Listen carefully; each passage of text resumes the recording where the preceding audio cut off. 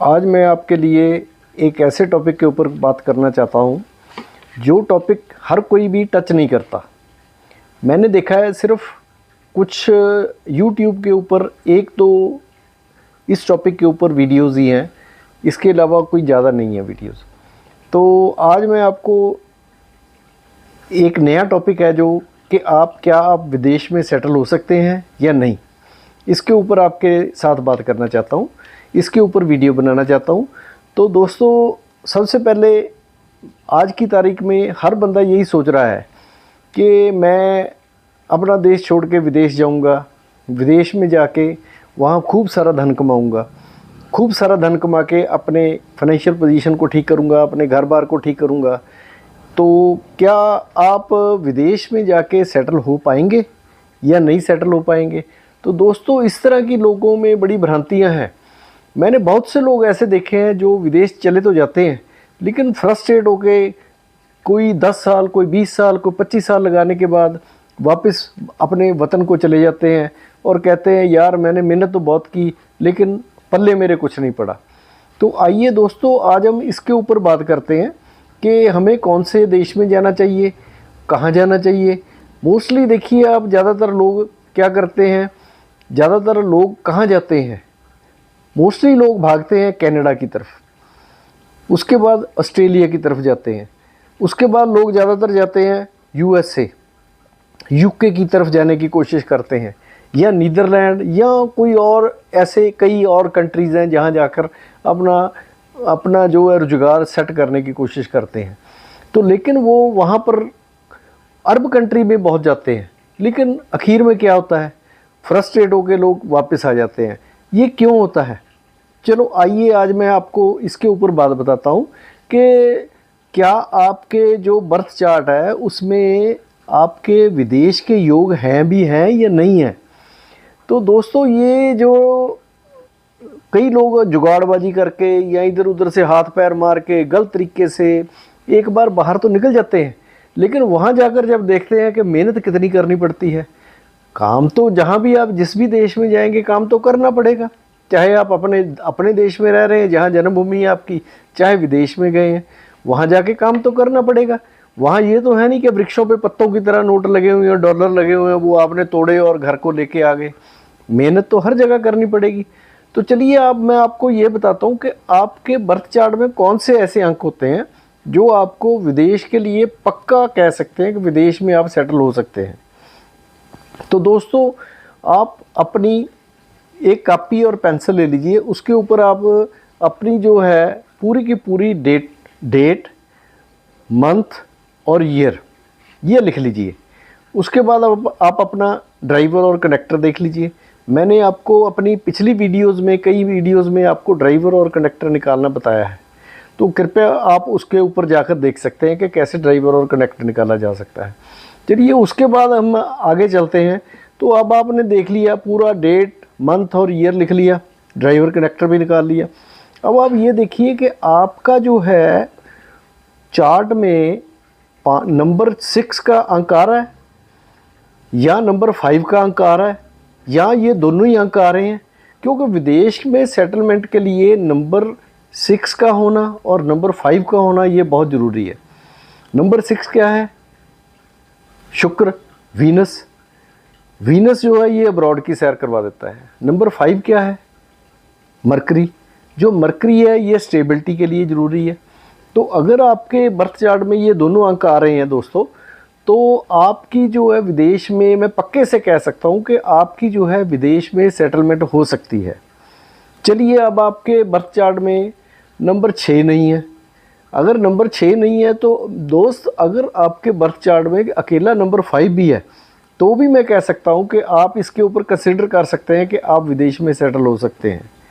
अब आपने देखा ना आपके बर्थ चार्ट में नंबर 5 है ना नंबर 6 है, तो अब आप देखिए आपके बर्थ चार्ट में, मैं पक्के से नहीं कह सकता, लेकिन अगर आपके बर्थ चार्ट में दोस्तों नंबर 4 है, नंबर 4 है, नंबर 4 जो है ये राहु का नंबर है। राहु भी अगर करवाना चाहे तो विदेश की यात्रा करवा सकता है। राहु क्या है? पल में तोला पल में मसा। उसका कुछ पता नहीं कब उसका मूड बन जाए कि आपको विदेश की यात्रा करवा दे, लेकिन मैं पक्के से नहीं कह सकता कि ये आपको विदेश की यात्रा करवा सकता है। तो चलिए, अब आप निराश मत होइए। अब आपके बर्थ चार्ट में ना 4 का अंक है, ना 5 का अंक है, ना 6 का अंक है। तो दोस्तों, अब आप अपनी स्पोज यानी कि अपनी वाइफ का बर्थ चार्ट देखिए। तो क्या आपकी वाइफ के बर्थ चार्ट में नंबर 5 और नंबर 6 आ रहे हैं? अगर उनके बर्थ चार्ट में नंबर 6 और नंबर 5 दोनों आ रहे हैं तो मैं पक्के से कह सकता हूँ कि दोस्त, आप विदेश की यात्रा कर सकते हैं। अब आप इसमें आपका ना ड्राइवर का कोई रोल है ना कंडक्टर का रोल है। आपके ड्राइवर और कंडक्टर का रोल भी आएगा दोस्त। मैं बताऊंगा कि आपका ड्राइवर और कंडक्टर कहाँ पे काम आएगा, ये आगे जाके मैं बताऊंगा। तो अभी हम आपसे ये बात कर रहे हैं कि आपकी अगर सपोज के चार्ट में नंबर 6 और नंबर 5 आ रहा है तो पक्के से आप उसके सहारे, उनका आसरा लेके, मैं मजाक नहीं कर रहा हूँ, मैं सही कह रहा हूँ कि आप उनके आसरे के ऊपर आप विदेश की यात्रा कर सकते हैं, विदेश में जाके सेटल हो सकते हैं। चलिए, अब आपका ये सारा कुछ हो गया। अब आप ये देखिए कि अब आप कौन सी कंट्री में सेट होना है। मैं आपको ये भी बता सकता हूँ कि आप अपने ड्राइवर और कंडक्टर के मुताबिक कौन सी देश में सेट हो सकते हैं। कई लोग देखिए, कोई सपोज जैसे कई लोग किसी कंट्री में जाके रह तो लेते हैं लेकिन वो सेटल ही नहीं हो पाते। तो मैं आपको आपके ड्राइवर और यहाँ पर अब आपका ड्राइवर और कंडक्टर का रोल आएगा। मैं आपको आपके ड्राइवर और कंडक्टर के मुताबिक आपको बता सकता हूँ कि आपको कौन सी कंट्री सेट बैठेगी और कौन सी कंट्री में आपको नहीं जाना, या आप अपने भारत में या जहां आपकी जन्मभूमि है वहीं पर आप सेट हो सकते हैं। तो चलिए, अब मैं आपको बताता हूं कि कौन से देश का कितना टोटल बनता है। एज पर चिलेडियन मेथड, जो न्यूमरोलॉजी और कीरो मेथड के मुताबिक हर कंट्री का टोटल बनता है, उसका न्यूमेरिकल उसकी वैल्यू है। तो चलिए, अब देखते हैं। जैसे हमने पहले कनाडा को टोटल किया, कनाडा का टोटल बनता है 15 यानी कि 6। ऐसे ही ऑस्ट्रेलिया का टोटल जो है वो 22 पे आता है, 22 का मतलब 4 नंबर हो गया। ऐसे ही यूएसए का टोटल जो है वो 1 बनता है। तो दोस्तों, उसके बाद नीदरलैंड का टोटल भी 6 बनता है। तो यूके का टोटल जो है वो 8 बनता है। अब आप ये देखिए कि अगर आपका ड्राइवर 1 है और आप जाके चले गए यूके में, क्योंकि यूके का 8 नंबर बनता है टोटल, तो आप अपने एंटी कंट्री में, एंटी नंबर वाले कंट्री में चले गए तो आपका जो वहाँ पर कभी भी सेटलमेंट नहीं हो पाएगी। ऐसे ही अगर आप नंबर 3 से गवर्न होते हैं, अगर आपका जो ड्राइवर 3 है, अगर आप कंट्री में कनाडा में चले गए, क्योंकि कनाडा का तो टोटल 6 बनता है, अगर आप कनाडा में चले गए तो सारी ज़िंदगी मेरे दोस्त, मैं पक्के से कह सकता हूँ, आप जितना मर्जी टाइम बाहर लगा लीजिए, जितना मर्जी टाइम वहाँ मेहनत कर लीजिए, कभी भी वहाँ पर आपकी सेटलमेंट नहीं हो पाएगी। उसके बाद अगर आप सपोज़ नंबर 2 से रूल होते हैं, आपका ड्राइवर 2 है और आप चले गए यूके में, तो आपका दोस्त वहाँ पर सेटलमेंट होना बहुत मुश्किल है।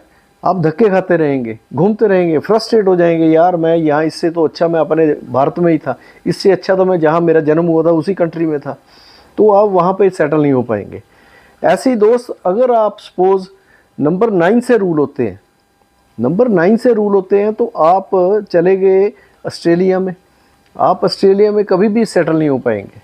तो इसके अलावा ये बहुत लंबी लिस्ट है दोस्तों, इसके ऊपर अगर मैं चर्चा करने पे आऊँ तो 2 घंटे का वीडियो बना सकता हूँ कि कौन सी कंट्री में कौन से नंबर वाला जा सकता है।